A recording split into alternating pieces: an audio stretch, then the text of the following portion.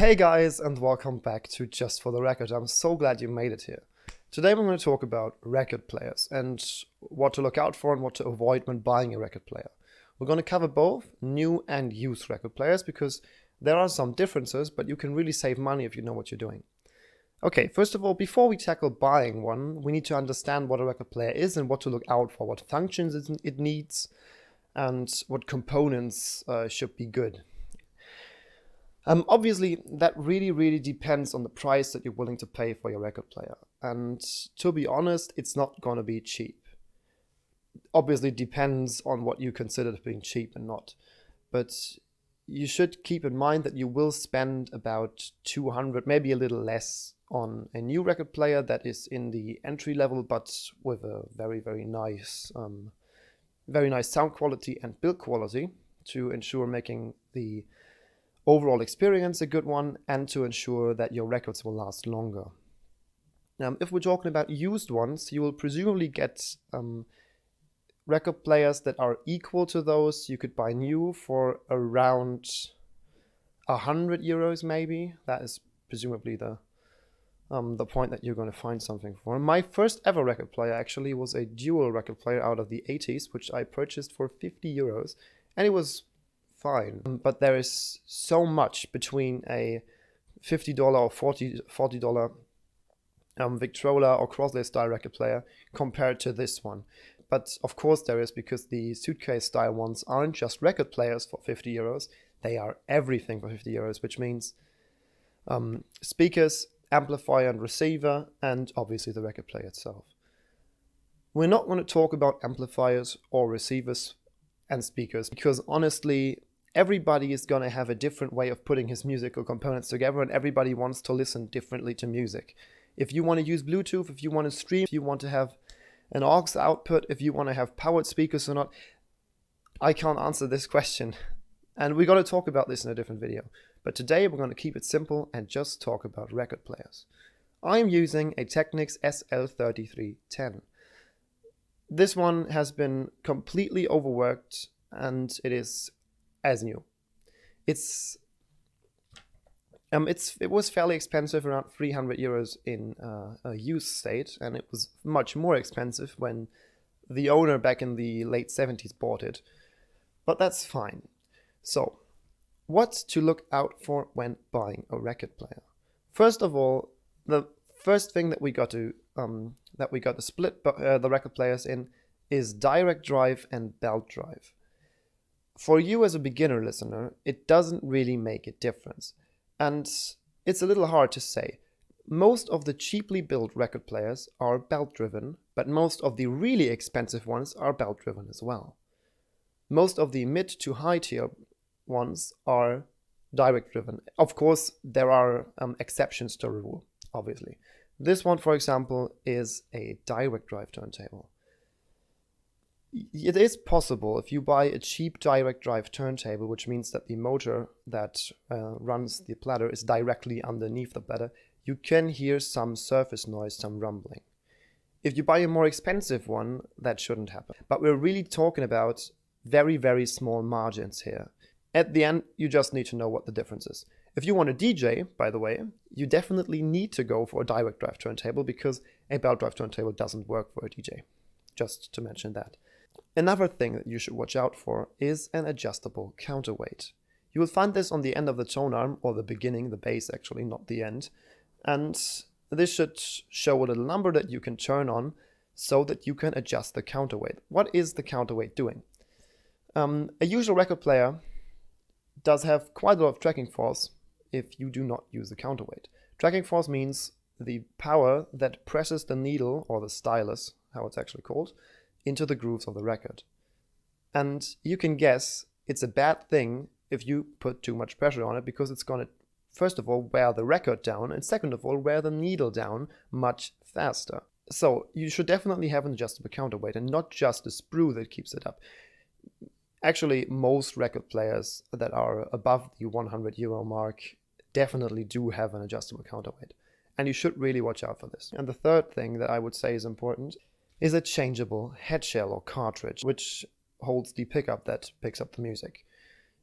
This is also fairly easy to inspect because there need to be some kind of connection to the end of the tone arm where the stylus is on, or the needle. That can be screwed off, or that can be clicked off, or whatever. And you can put a new one on there if you want to. Those are all stuff that I would watch out for when buying a record player, so that you decide on whether you want to have a belt drive or direct drive turntable. And you should look out for the opportunity to change the head shell or cartridge and the opportunity to adjust the counterweight. Now, let's find out if you are a person that should buy a new record player or if you are a person that should buy a used record player. First of all, the question that firstly comes to mind: do you know anything about record players and more than I just said? If the answer is no, and if you don't have anybody who knows stuff about record players and who can assist you buying one, you should presumably buy a new one.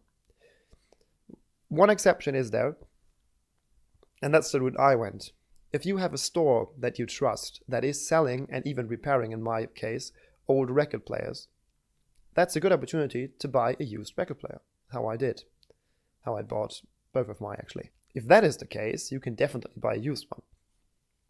But if you don't know anything about record players, maybe your parents or whoever you can ask don't know anything about record players, you should go with a new one.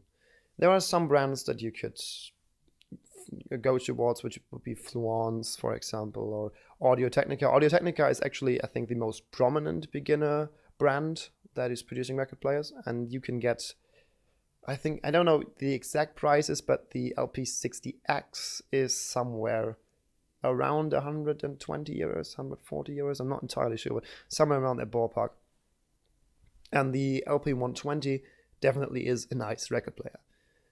But again, if you have the opportunity to buy a used record player and you trust the owner or know something by yourself, or your dad knows something about record players, or your mom, or a good friend of you, or your uncle, or the guy that you made a train once, then you could definitely go for a used one.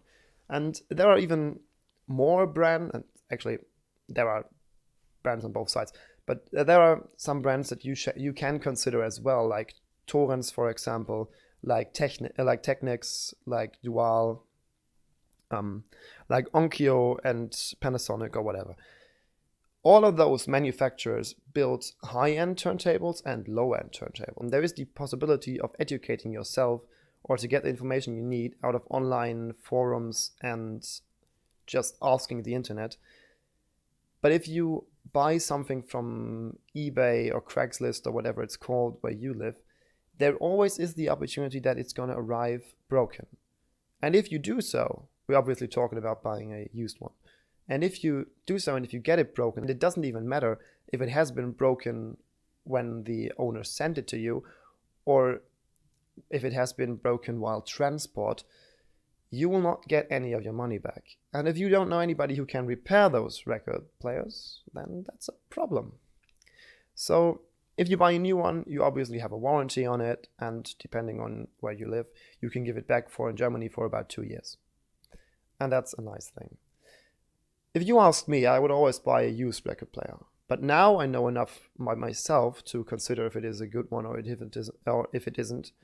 But back in the days, I think if I wouldn't have had Tom, I would have bought a new one. Because all of the components that you get are new. And now, let's just talk 1 or 2 minutes, we've got a little time, about the Crosley ones, the Suke style. Why aren't they good? I mean, they aren't horrible. Yes, they will damage your records over time, but we're really talking about listening to them multiple times. But the sound quality is very, very bad.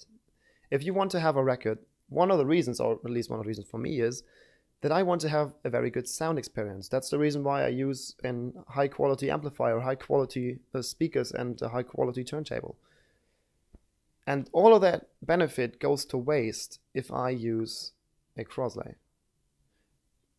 Not just because the pickup maybe isn't the best and because the checking force isn't adjustable, but because of these horrible, horrible speakers. And yes, of course, you can switch them over to use better speakers via cable, but it still doesn't even come close to what you can get with an entry-level turntable.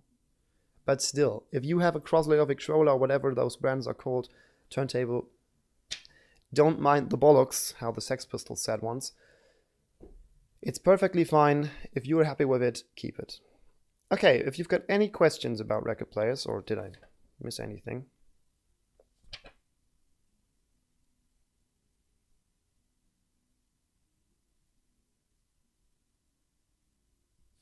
There is one little thing that I can give you as an advice as well. Look out for the weight of the record player. The more expensive record players tend to be more heavy. That's just a little side note.